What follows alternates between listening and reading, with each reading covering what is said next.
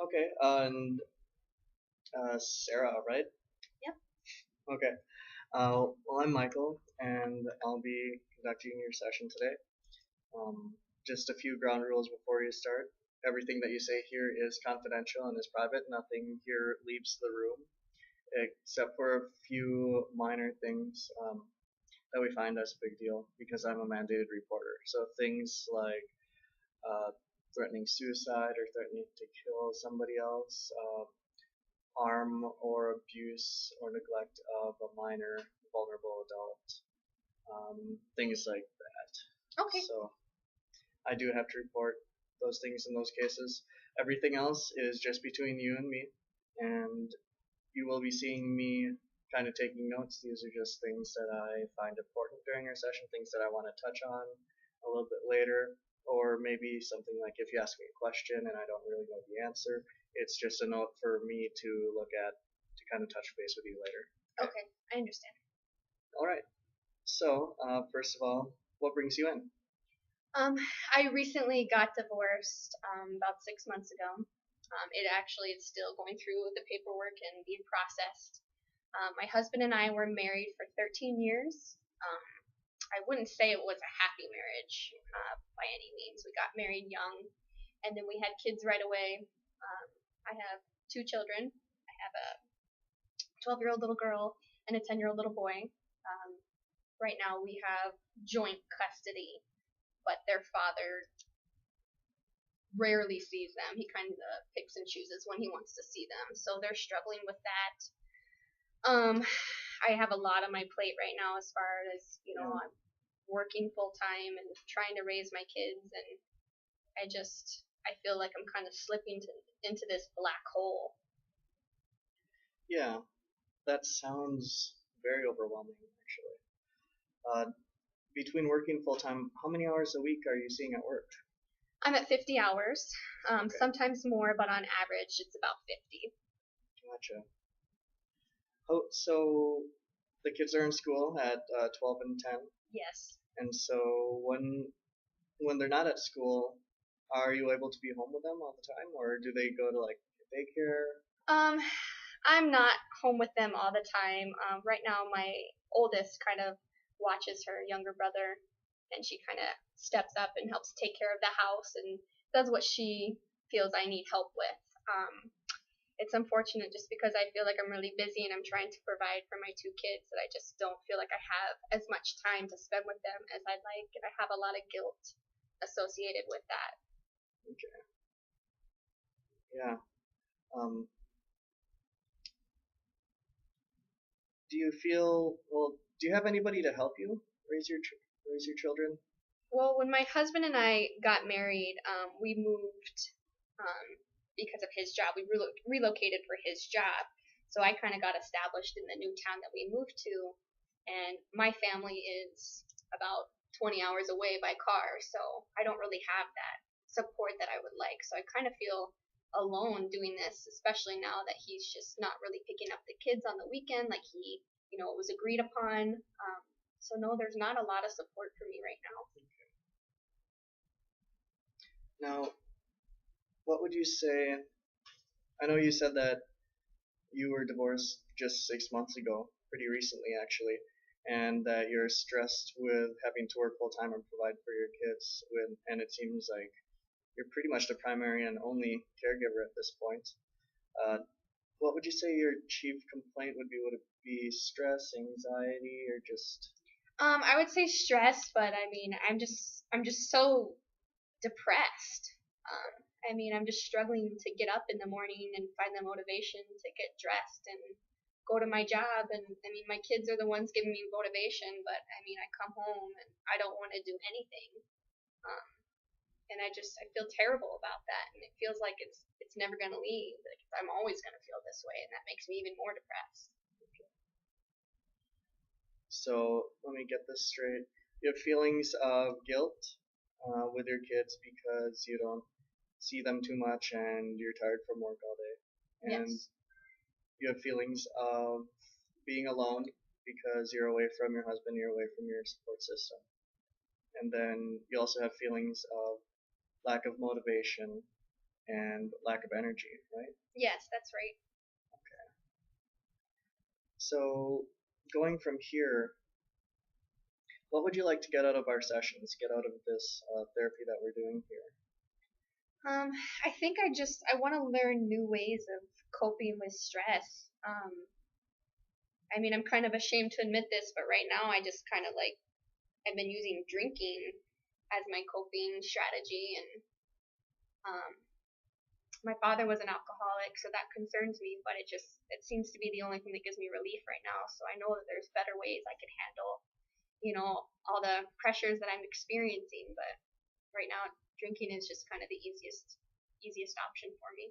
Okay. And how often do you resort to drinking? It's on a daily basis. Often, how many drinks per day would you say? On average, I would say 3. At the most, I would say up to 7. Okay. And has the drinking or even the depression begun to affect your work life or your relationship with your kids?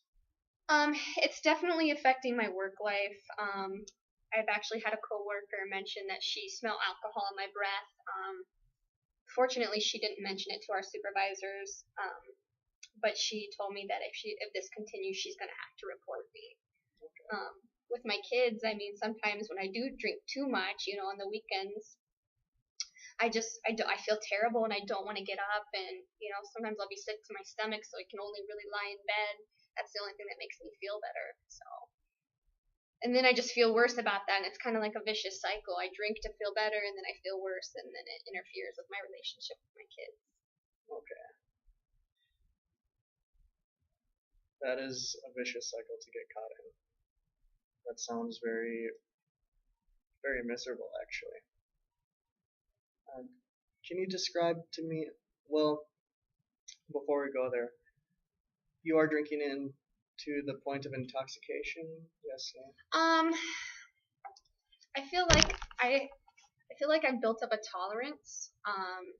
So where now like 3 drinks, maybe 6 years ago, used to get me drunk. Now 3 drinks is nothing. I don't really feel much of an effect at all. So that's why I have to drink like 7 drinks to kind of feel drunk. Okay. Do you ever drink to the point of passing out, blacking out? Yes, that happens. The few weekends that my husband decides to pick up the kids, that's usually when I will drink to that point. I make sure that I don't do that when the kids are at home, although I have fallen asleep on the couch after having a few glasses of wine. Gotcha. So, things that you'd like to identify for goals that you'd like to achieve. I know you listed coping with stress and then perhaps reducing your drinking as a side effect, because if you have better ways of coping with the stress, then you won't have to resort to drinking. Yes, absolutely. I mean, I'd also like to kind of develop some kind of support system. I feel like that would be really beneficial. I've never been a outgoing kind of person, so I don't really know where to start with that. Okay. And since the divorce, have you had to move to a new town? We're still in the same town right now. I mean, I have a good job, and I've been at my job for about 7 years now, so I'm not really looking to move, and my kids, that's where they grew up, so I'm not looking to relocate. I feel like that would be really difficult for them as well as me. But I never really met a lot of people. I just kind of hung out with my husband a lot of the time and kind of kept to myself. And then my kids have their friends' parents, and we talk every now and then. But I don't feel like I have any serious relationships with any of them that I would ever call them for, advice or just for an ear to listen to me or anything like that. Okay. Why do you feel like you wouldn't call them? I don't want to burden people. I don't want people to know that I'm not capable of handling my own issues. I mean, I guess I feel guilty, and I just kind of disappointed that I got divorced. I never thought I would be somebody who'd get divorced. But now I kind of just feel like I'm an outcast because most of the families that we knew, they're all just still together. Okay. And because all the other families who were married and had children are still together, you feel like you're an outcast in comparison. Oh yes, absolutely.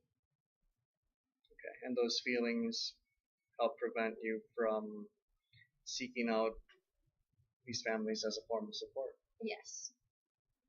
Okay.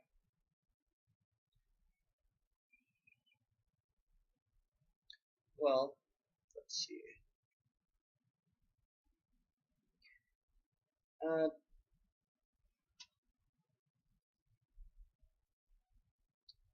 Let's go back to something I wrote down here.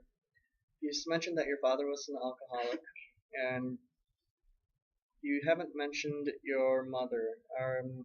Is there any family history of mental illness? We didn't really talk about emotions or feelings that much growing up. It kind of just got swept under the rug.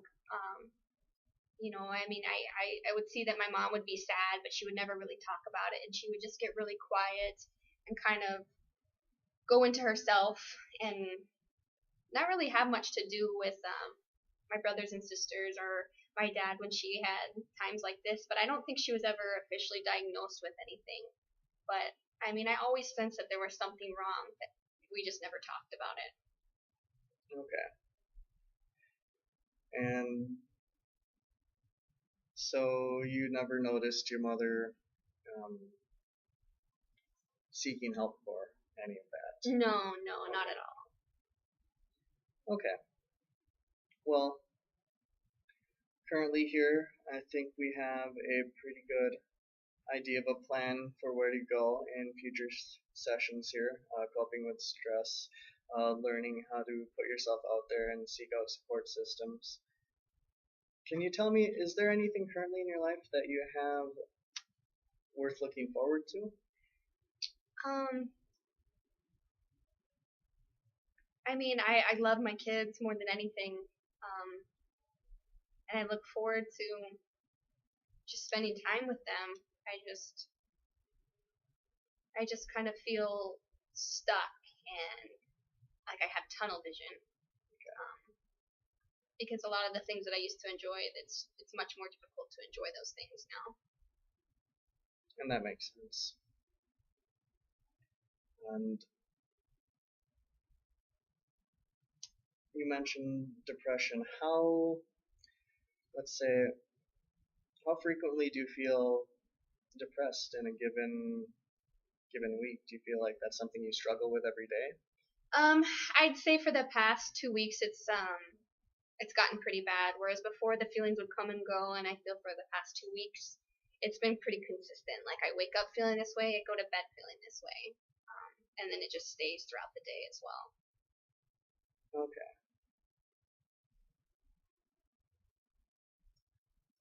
So, alongside depression, another symptom that people can experience, or a side effect of depression, people can experience either active or passive suicidal thoughts, and this could range from people thinking that they want to kill themselves and they have a plan, or it could be something along the lines of maybe it wouldn't be so bad if you just went to sleep and didn't wake up.